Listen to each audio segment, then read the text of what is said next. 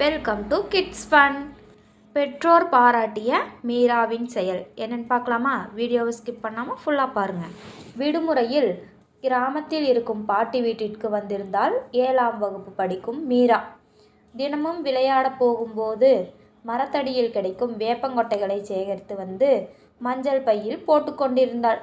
எதுக்கு இதை சேகரிக்கிற என்று அம்மா கேட்டபோது, அப்புறம் சொல்கிறேன் என்றாள். இலை குச்சிகளை வச்சே விதவிதமாக கிராஃப்ட் செய்வா. அந்த மாதிரி தான் எதுக்காவது இருக்கும் என்றார் அப்பா.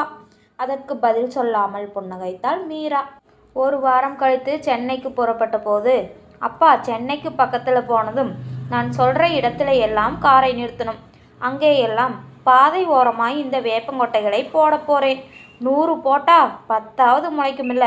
இதில் கிராஃப்ட் செஞ்சால் வீட்டுக்கு மட்டும்தான் அழகு, விதைச்சா ஊருக்கே அழகு என்றால் அப்பாவும் அம்மாவும் மீராவை கட்டி அணைத்து பாராட்டினர். நன்றி. மரம் வளர்ப்போம், மழை பெறுவோம்.